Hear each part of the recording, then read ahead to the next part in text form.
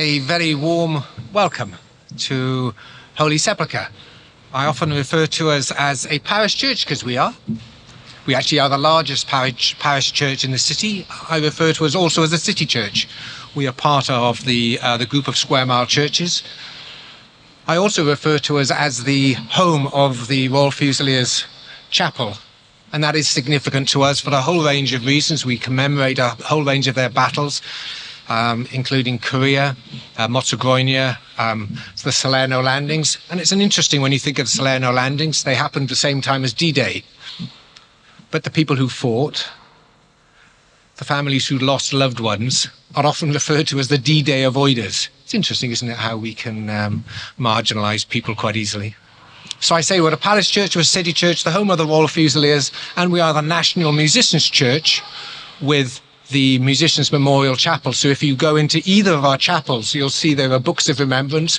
Over here, there's a book of remembrance for musicians, professional musicians, and in here for those Fusiliers who've lost their life. But as the National Musicians Church, and as our role, we believe it's wonderful to be part of society in a whole range of ways. And so it is wonderful to welcome you all here. I'm Father Nick, I'm the vicar here. I'm also a city worker, and that influences significantly my ministry here. But I'm also a parent of 3 boys at Eltham. And I am very grateful to genuinely, it's a fabulous school, and our boys have been nurtured and continue to be nurtured beautifully by them. And so we are very grateful, and thank you, Mr. Sanderson, to be here as well as others. But as the National Musicians Church, it's particularly wonderful to have the students here from Eltham to join in with our professional choir. We have probably one of the best professional choirs in the city.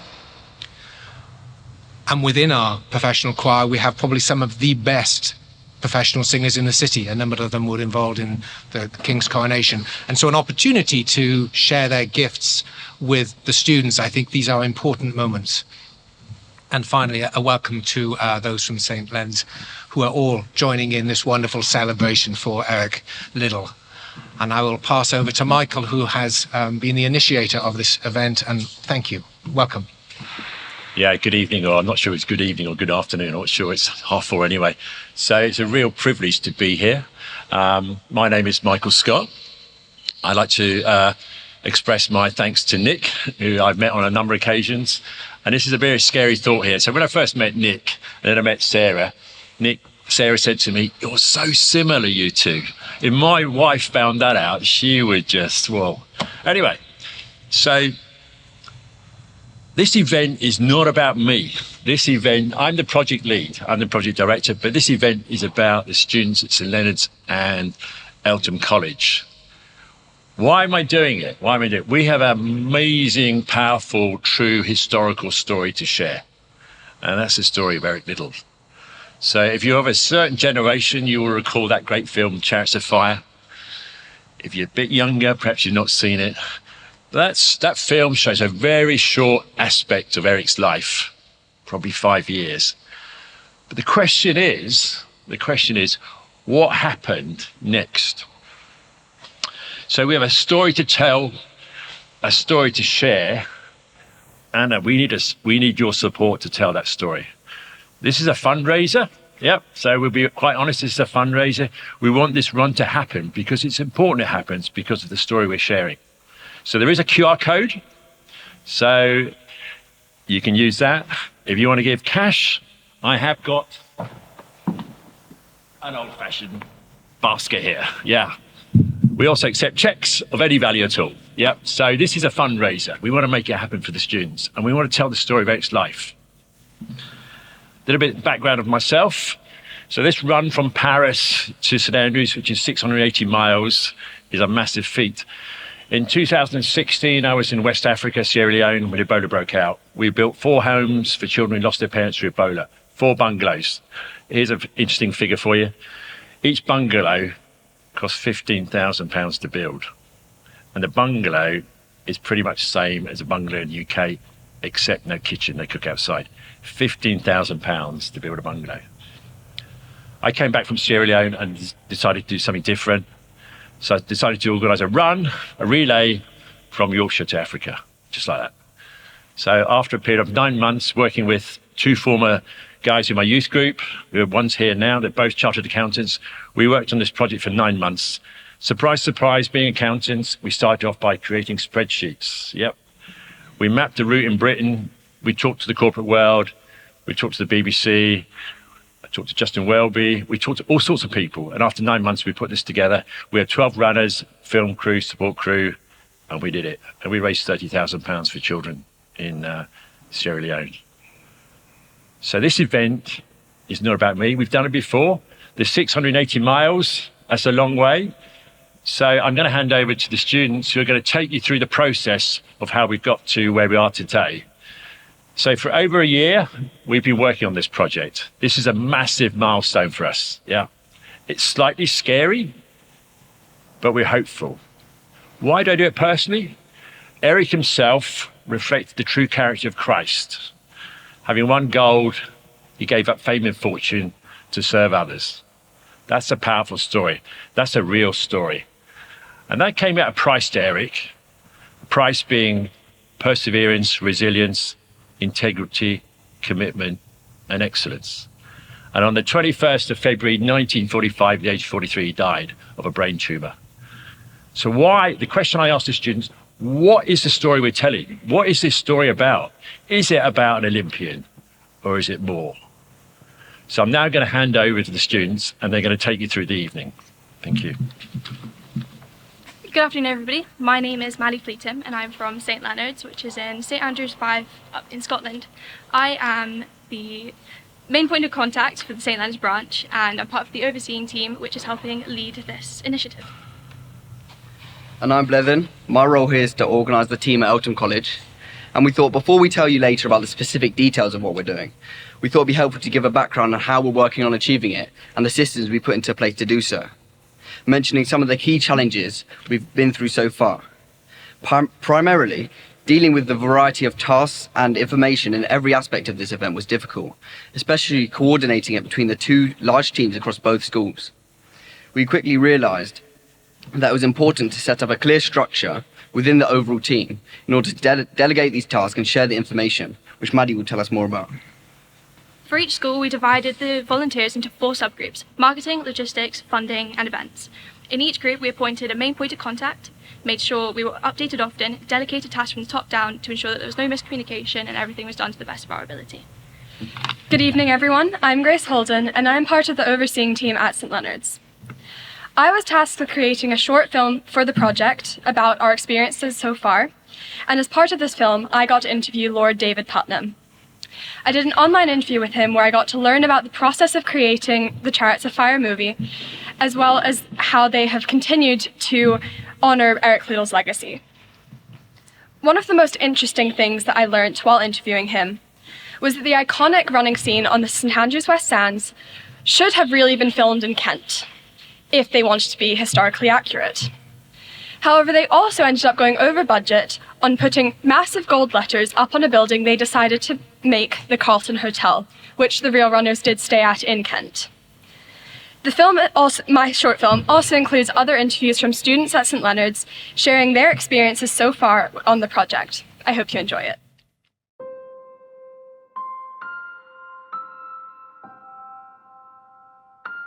Anyone we talked to, whenever we talked to anyone about Eric, it was always, he was an absolute wonderful man. I mean, we could not find anyone that said anything remotely negative about him.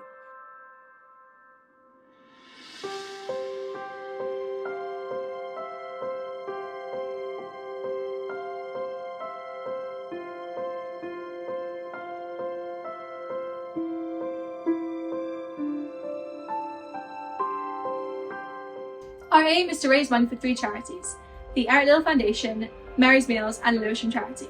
We have chosen these charities because they are local to our school and mean a great deal to us and help us to fulfil our aim of helping the younger generation. Eric Liddell challenged other people's opinions and believed in himself, and personally I think that's very inspiring. Eric's Liddell's determination and dedication has truly inspired me to work towards my goals and strive for the future. Eric Liddell really wanted the best for those around him. He made it his life's mission and was so excited to help continue this legacy. We are doing this because Eric Liddell was the kind of person who needs to be celebrated and who needs to be remembered. I've always been a bit of an Olympics nut. I was taken by my father to the 1948 Olympics in London, which I remember. So I've always had a passion about the Olympics. And I was in this rented house looking for a book to read because I couldn't go out. And I found this this Olympics book running up to 1948. It finished in 48. And just reading it, there was this one paragraph about this guy referred to as a dark horse who was due to run the 100 meters, pulled out, which is it says, and then ran the 400 meters and won.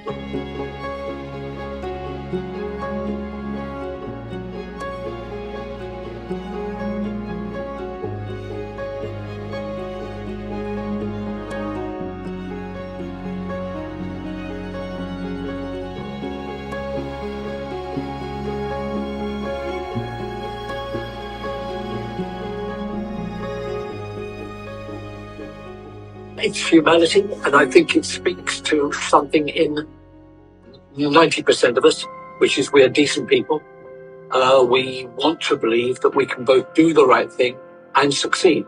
Eric Liddell's story has been an inspiration, I think, through many generations and still has a good impact on young people today. And we're hoping that with this run, we can help keep his story alive through all the hard work and effort that the team have put in to honour the remarkable role model that Eric Liddell is.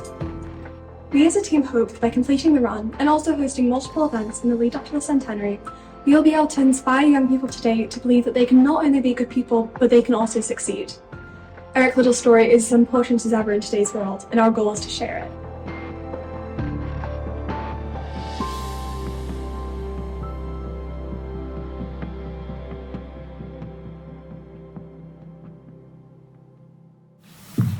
Thank you, Grace, for putting together that short film.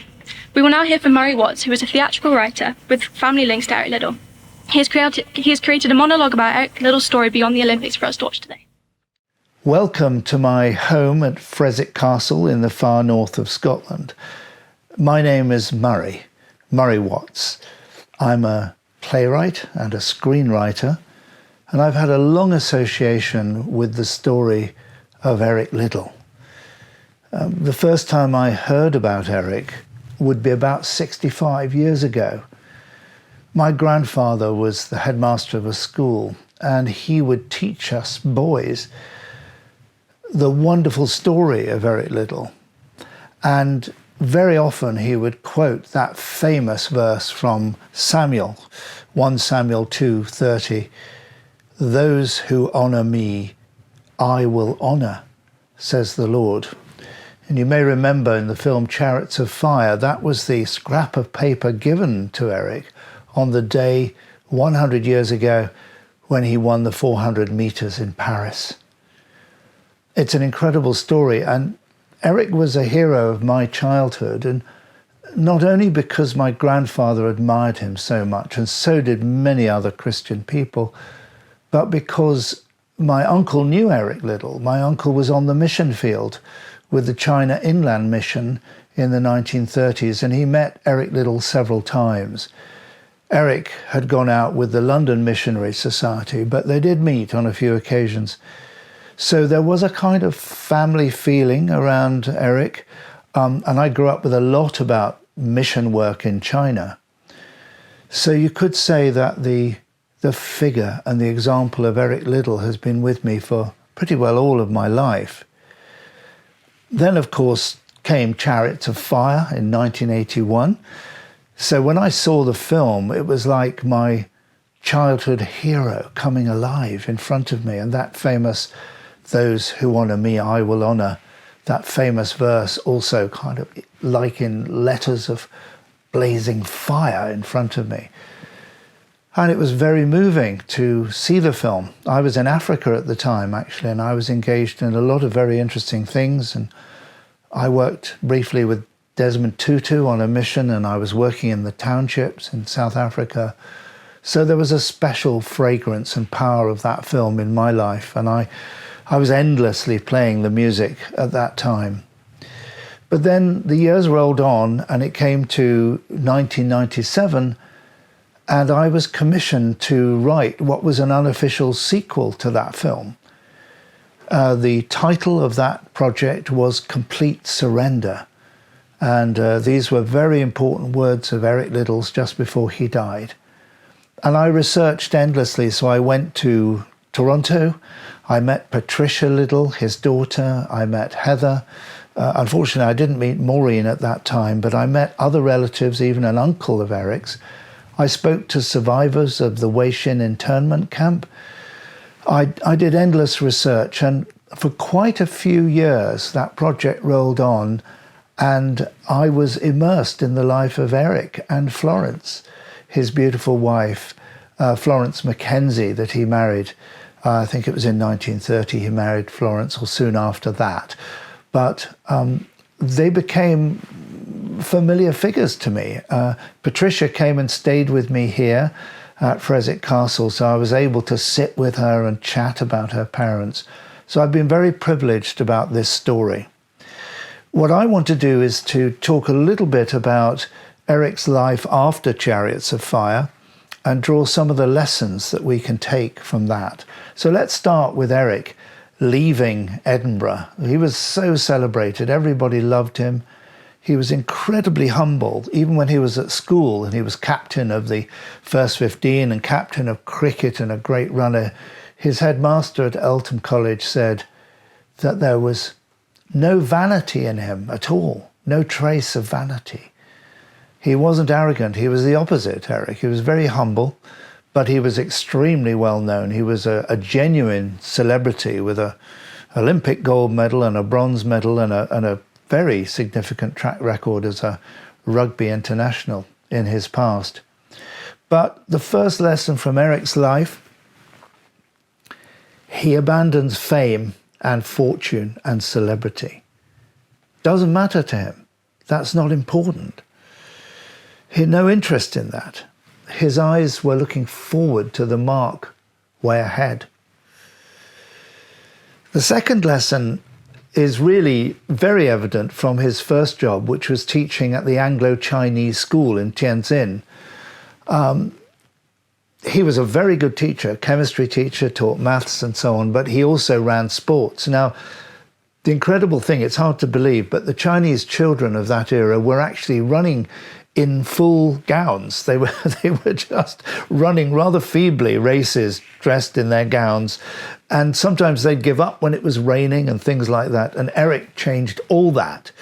He made sure they were running in proper sports kit and that they were letting go of everything that stood in the way. He was insistent. You must run to win. That is very reminiscent of that famous verse in Hebrews, well-known verse, therefore, since we're surrounded by so great a cloud of witnesses, let us throw off everything that hinders and the sin that so easily entangles us. And let us run with perseverance the race marked out for us. I mean, that could have been written in honor of Eric himself, that verse. Hebrews 12, number 1. But Patricia, when she was here, told me a lovely story. She was only about 5 or 6, and she was running in a school race in Tianjin in China. And she slowed down before getting to the tape. And Eric said to her, "Why did you slow down?" And she said, "I was waiting for my friends." And Eric said, "No, don't wait for your friends. Run to win. You must always run to win." And Patricia never forgot that lesson. We must always run to win. It's a wonderful thing. Eric's life was about teaching children and making disciples. He was utterly committed as an evangelist, as a teacher, in all aspects of missionary life. But the third lesson that I would draw from his life is perseverance. Famously, you may remember in Chariots of Fire, and it's a slight fictionalization, but there is a true incident when Eric falls over in a race. That's true of all our lives, by the way. We will stumble and fall, but we must get up. And Eric got up and pulled himself together and actually still won the race. It's a famous incident. Perseverance. And in one case in China, and by the way, he still ran a few races when he was in China. He was running in Darien in Manchuria.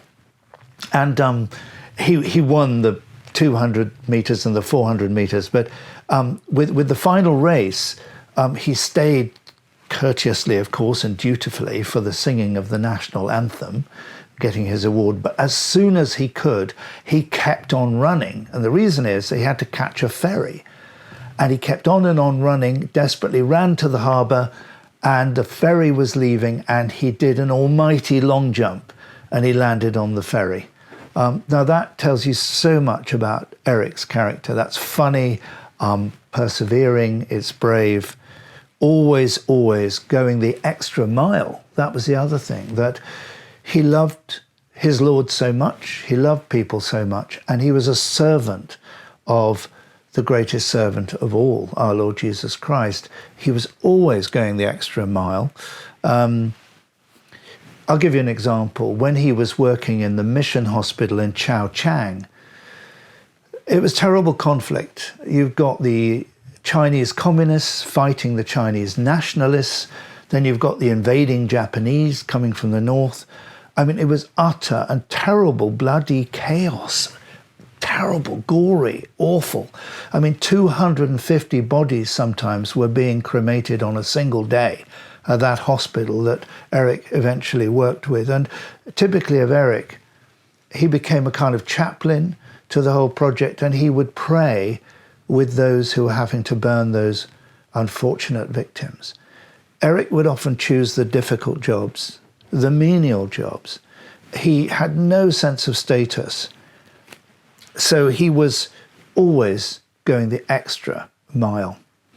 The fourth lesson, I would say, is love at all costs. I'll give you another example of that. I was very lucky to meet Ken McCall. Ken was the surgeon at the hospital in Chang with Eric. And Ken's son, Graham, was a very good friend of mine and still is when we were at Cambridge. So through Graham, I managed to meet Ken and talk to him about those mission days. Excuse me. And Ken told me this story. There was one of these terrible military raids, and I don't know who was doing what, but at a village not too far from the hospital, they executed a number of villagers, but they didn't quite manage to do the job properly on one character called Lee, who lay severely wounded with a huge slash across his neck. And word reached the hospital, and it was Eric who went out with a mission cart under fire, and he went out and he collected this wounded man, loaded him on the cart and brought him back to the hospital. And Ken McCall stitched Lee's neck together. Amazingly, Lee survived. He was a wonderful painter, and he actually taught Ken McCall Chinese painting. And Lee eventually escaped with his life, even when Chang Hospital was finally destroyed by the Japanese. So again, it was Eric going out. And Ken drew cartoons, which he showed me, lovely cartoons of Eric on a bicycle, or Eric with the cart. And there was something about Eric which was totally dependable. And of course, the other thing is that, and this is the most poignant part of Eric's story, he adored Florence Mackenzie, who was the daughter of missionaries. He'd waited a very long time to marry her while she trained as a nurse in Toronto. He was very patient, adored her. And she was totally supportive of Eric. But when it came to it, Eric sent Florence and Patricia and Heather, who were very, very small girls, and indeed Maureen, who was at that stage still unborn. So Florence was pregnant. And Eric sent them back to Toronto for their own safety in 1941. And I think he was a great optimist, Eric, and so I think he believed that he would be able to be reunited with them after the war, or maybe get back to Canada eventually himself, but he couldn't leave the Chinese children. He couldn't abandon his post. And the tragedy is, of course, for the family, is that he never saw them again. And he was always loving dangerously and sacrificially. Pearl Harbor happened on the 7th of December 1941. And so all the British and Americans were rounded up, and Eric was taken eventually to an internment camp in Wei Shin. That was early in 1943. And here's the final lesson from that camp. And I would call this lesson Complete Surrender, the title of the movie that I wrote, a film which hasn't yet been made, and I would still love to be made. There are lots of reasons why films don't get made. But even though it was never actually made for the cinema, it has imprinted on my life very, very deeply. Complete Surrender. Eric, in that terrible situation of the internment camp, was cleaning the toilets, he was building shelves for vulnerable women, he was looking after children. In one case, when they were quarrelling over a hockey match on a Sunday, Eric stepped in and said, I'm going to referee the match. This is Eric Liddell, who'd made such a famous stand about not playing sport on a Sunday. He plays sport on a Sunday in the internment camp at Wei Shin. Extraordinary story. Love came first. And he was not a legalist, Eric. He understood the principles. And it was a beautiful thing. And he served people in so many different ways. In one case, he gave his precious Olympic running shoes to a 14-year-old boy called Stephen Metcalf. Stephen saw how Eric was with the Japanese guards, how he expressed his love and his faithfulness as a Christian to his enemies. And Stephen would eventually become a missionary to the Japanese. That was the kind of legacy that Eric left behind him. But Eric had been the fastest man in the world 100 years ago. There was no question about that. But he got a brain tumor, and he didn't realize he had a brain tumor. But Eric went from being the fastest man in the world to being the slowest man in the world. He could hardly walk across the courtyard, sort of led by a child. And he, again, it's very poignant. He thought he was having a breakdown through overwork, and that was more or less what he said in his last letter to Florence in Canada, that he wasn't coping. But he had a brain tumor. He lay in bed in the hospital, and the Salvation Army band, can you believe it? They had a Salvation Army band in that internment camp because they'd all been rounded up. Incredible mix of rich and poor and Christian and non-Christian and very different classes and levels of society. But they had a whole Salvation Army band, and they gathered outside and they played Eric's favorite hymn, which was Be Still My Soul, to the tune of Finlandia, and these wonderful words, be still my soul when change and tears are past, all safe and blessed, we shall meet at last. So Eric's very final words to Annie Buchan, I believe, the wonderful missionary nurse, he said, Annie, it's all about complete surrender. That's surrender to the will of God, as I see it. Surrender to the love of God. Eric died. And really, his story is the deepest journey you can ever travel. Complete surrender. And that echoes through my life, through being with the family. Patricia told me this very moving story.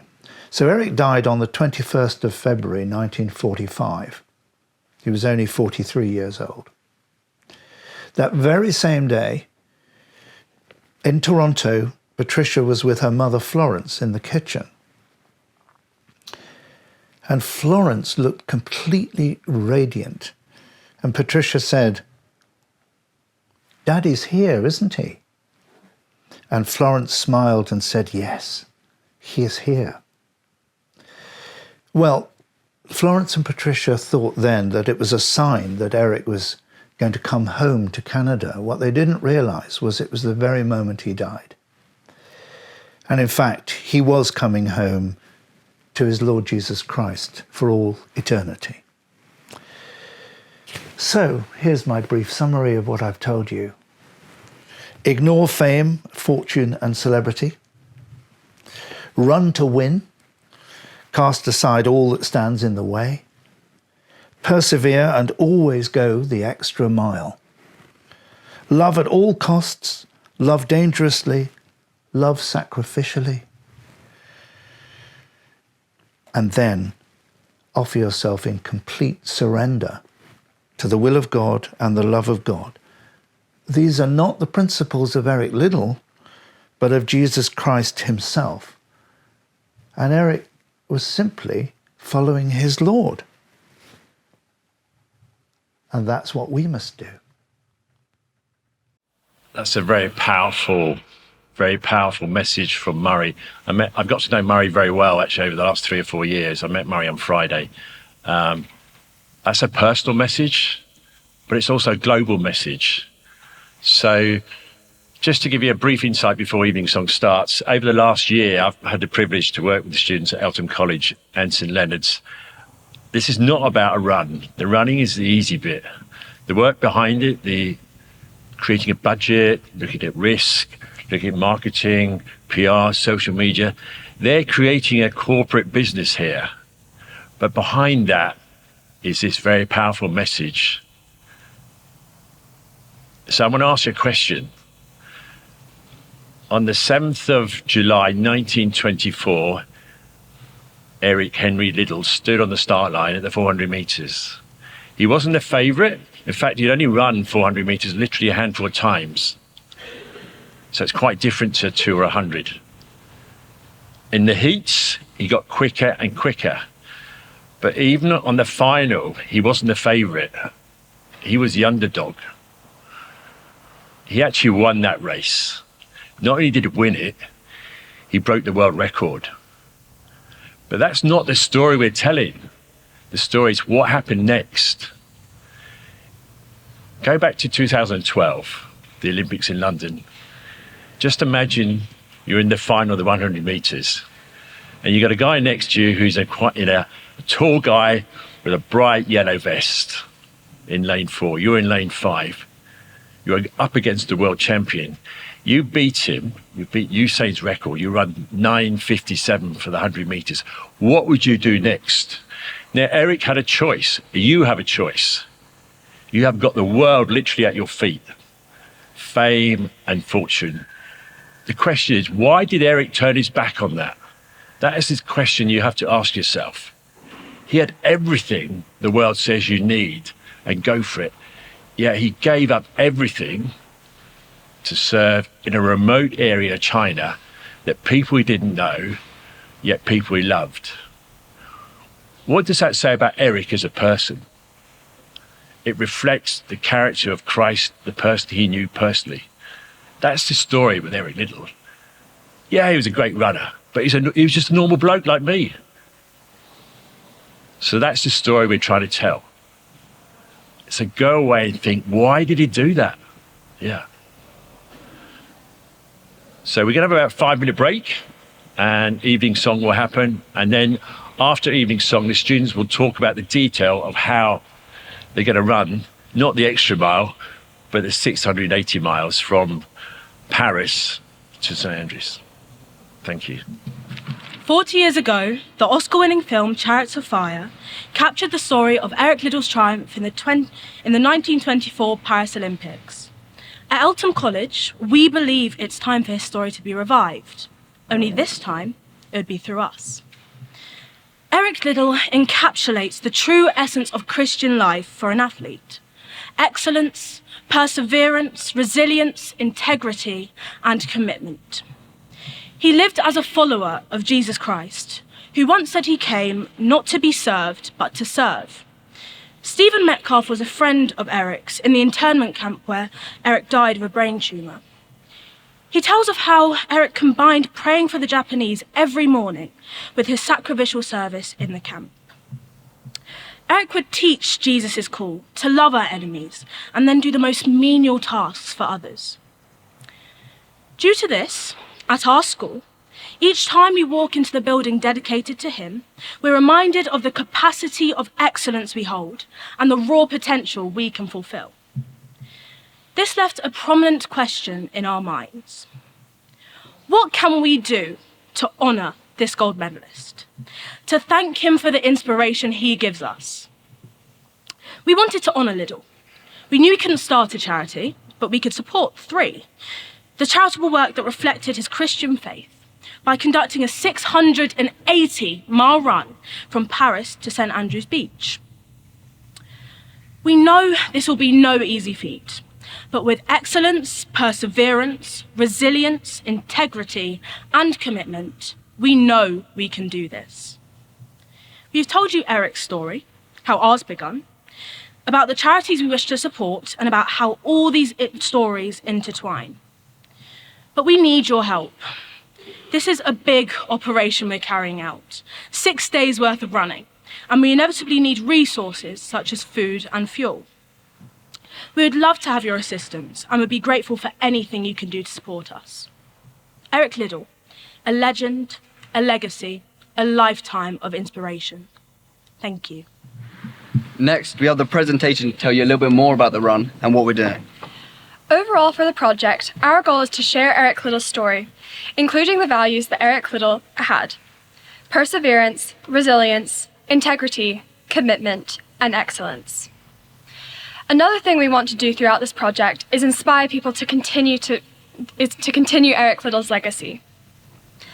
Throughout the project, we will be holding events to raise money for 3 charities that we have chosen. The first charity is the Eric Liddell Community, who help disadvantaged people in Edinburgh, including but not limited to those suffering with dementia. The second charity we have decided to help is Mary's Meals, which gives meals to children living in some of the world's poorest countries. The final charity we have chosen is Personal Best, who help children in deprived areas be active and participate in sports.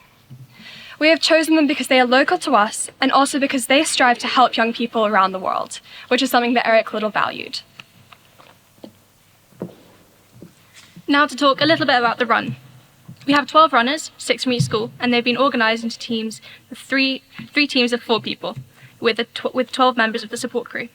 The total number of miles is 680, meaning 113 miles per day is the aim. This is meaning 5 kilometres per hour every 6 hours over half-an-hour slots. There will be 227 baton changes throughout the whole 6 days. For vehicles and transportation, we have a camper van, a minibus, a car and a bike. For accommodation, the support crew will be staying in lodges while the runners will be staying in vehicles. For sleep, runners will have a mental psychological challenge as they'll be sleeping whenever they can inside the vehicles. For training, the teams have been using Strava and tracking data. When talking about how we were going to do the run, Elton did not want to race the run, but St Leonard's did. My name's Tom and I'm one of the runners from St Leonard's. The run will begin in Paris at Scots Kirk, where Eric Liddell preached on the day he was supposed to compete in the 100 metres at the Paris Olympics. Our first major stop is Eltham College, where we will hold a charity quiz night fundraiser. After going through London, we will go to Cambridge, where we will have an information evening and a fundraiser. After going through Hull, Newcastle and Edinburgh, we will arrive in St Andrews, where we will compete in the park run on the Saturday morning. The next day, we will do the traditional Chariots of Fire race on the beach, and then there will also be a small Eric Liddell event in Edinburgh. For the route planning, we used a computer software to ensure that we only went through smaller roads to ensure the safety of the runners, so that we weren't running on major dual carriageways and roads that could pose a threat.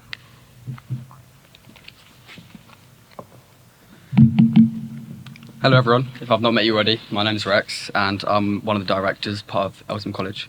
So in order to deliver this event, our teams have planned out a series of milestones to complete and deliver under the 3 branches of logistics, which includes managing the resources we've secured, funding, comprising of gathering resources ahead of the event, which with the obvious one being money, and marketing, actually spreading the awareness of our event. So our logistics team have dedicated hard work to acquiring a route for the 680-mile run, along with finalising a risk assessment ahead of it. They have secured locations for multiple numbers of potential accommodation for our support team along the journey, and they have sourced the modes of transport while working on implementation of our event plans along the run. Our funding team continue to work on sponsors, having already obtained one. while working hard to finalise the budget through further sponsorships and donations. Our marketing team is spreading the message of our cause through social media, such as Instagram. Along with this, they are working hard to compile promotional videos and access broadcasting channels on television and radio stations to spread recognition of our run and events which are being planned and finalised by our team. And of course, we would love for you to track the progress of our milestones, which are being kept updated on our Instagram page.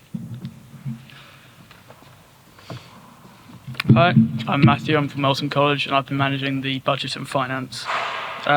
This is obviously a big part and we need to make sure we manage this properly to ensure we don't go over budget and also to try and reduce costs as much as possible. As you can see, we've got a little graph to show you rough costs and I'm going to talk about those now. First one, transport. So obviously, as mentioned, we have 3 vehicles, all of those need fuel. Our rate for that is 45p per mile, that's an HMRC business rate which we're able to utilise. There's a ferry crossing from Dieppe to New Haven, that needs to happen, 24 people and 3 vehicles. And also flights to Paris from before the run starts and back to St Andrews afterwards. Next, a very important one, food. We need food for all 24 people, 12 runners, 12 support crew. They need good meals to keep the runners energised and water to stay hydrated. There's a potential for being provided these from big companies if they can't donate cash. Clothing is also important. We want our runners to be clean and also potential merchandise to raise more money for our chosen charities. And we also want people to see us along the route and hopefully ask what we're doing, which we can tell them and spread Eric's message. None of this can happen without our support crew, which we need for doctors for potential injuries and also to provide food for the runners whilst they're actually taking part. We plan to have some accommodation, rests for the support crew in youth hostels or hotels, and a stay over in Paris the night before to make sure they're all well rested for the begin. We also need to be aware of any other things we may need, such as promotional materials. There's a banner that you should have seen as you came in this morning. That comes under here, and also safety items such as high-vis jackets. Another thing that needs to be addressed, which we've managed from the very beginning, is risk. A risk is something that may happen, and we need to manage this. We've split it down into sections, being logistics, human, operational, and legal. Our way of managing these is the 4 T's: treat, terminate, tolerate, and transfer. We analyse the risks and their chance of happening and decide to manage it in a way we deem suitable. The current projected cost is £20,000, and any and all support you can give, whether that's cash donations tonight through our links or just providing necessary resources that we need to run this event, would be very much appreciated.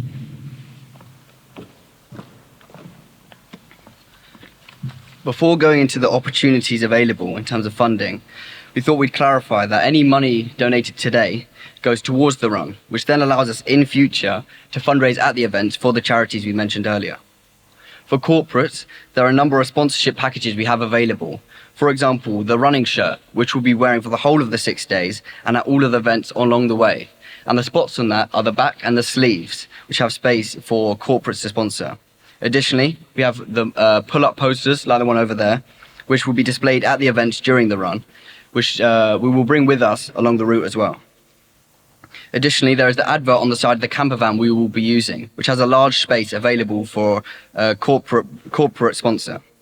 We're also open to any ideas based on your funding requirements and what sponsorship you would be willing to give to our event, and we're open to discuss that. Additionally, if you want to give a donation, that would also be very helpful to us, and we will ensure to offer regular updates of our progress and publish a number of edited videos to social media so you can keep up to track with what we're doing with our event. If you're unable to donate, we still love your help, as you could connect us to companies that may be interested in our event and align with the values of what we're sharing, or you can help us by sharing Eric's story and coming to the number of events we have upcoming. The QR code shown on the pull-up poster links to our donation page, a screenshot of which is in the bottom right, which will show you which donation amounts correspond to which items for our funding, so you can see how your donation can help our event. Ultimately, we hope our presentation has showcased the importance of this story, and it shows the timeless values of Eric Liddell. We hope you feel as strongly about sharing this as we do, and are able to support our mission to do so. We'd be happy to speak to anyone interested and talk about the opportunities I've briefly discussed if you'd like to know more. We have a number of resources like the information flyer, the letter, and the poster through with the QR code. Yeah, so just one thing in terms of health and safety. When we've done before, the biggest issue is the support crew having adequate sleep. So we will have a rotating support crew. So we'll have a night crew and a day crew. So they will be sleeping in beds. And the biggest challenge for these guys that are running is not the running actually, it's your whole pattern of life. It goes out the window. So you're eating at like 3 a.m. and you're running at 3 a.m. and you're sleeping at 2 p.m. So that's the biggest challenge. So physically, it's not that difficult. I always say that with a smile on my face, so I'm not doing it. But when they've got to get out the camper van at 2 a.m, when it's pouring with rain, it's windy, and they might be slightly tired and even slightly grumpy, that'll really test them. I've done the Hope Live tour 4 times now, and that's with adults. And that's a 3.5 days. And normally I get about 6 hours sleep in that period. And it does test you mentally. But if you work as a team together and support one another, it's quite doable. And to be blunt, I've seen grown men cry at the end of those runs because you do get to know people really well. So it is an emotional roller coaster. So in those 6 days or so, they will experience every emotion you go through in life in those 6 days. They'll be tired, they'll be hungry, they'll be weary, they'll probably get angry, they'll have fun, they'll get wet, they'll get cold, they'll get tired. So everything you go through in life, in a lifetime, you get thrown into 6 days. So it will be a great experience for them. And for me personally, they're learning a lot of stuff about life. I used to, when I was at Babcock International, I interviewed graduates. And we used to get top graduates, really bright kids. But could they engage with people? Could they cope with the softer skills in life that makes life doable? So I'm hoping not only do they learn some key skills like business planning, risk management. I thought Matthew spoke really well about his risk, budgets, PR, that kind of stuff. But they learn how to get on with people, how to relate to people, how to talk to people, how to engage with people. So it's more than a run. Hopefully they'll take this into their life beyond their education, and get on with life. If you want to get on in life, get on with people. Easy to say, difficult to do. Anyway, I hope you found the evening engaging, enjoyable, and your support would make a difference. Not to me. This is not about me. This is about those young students over there to make a difference to their lives and the lives of others they're going to raise money for, And that's what Eric wants us to do. I mean, if Eric was standing here, he would say the same. Go out and make a difference. The end of Matthew's Gospel, the Great Commission says, therefore go. It doesn't say sit on your backside and do nothing. It says do something. And they're doing something that's positive for them and for others. So thank you all so much for coming. And I hope you have a safe journey home, however far you're going to travel or not travel. Okay, thank you.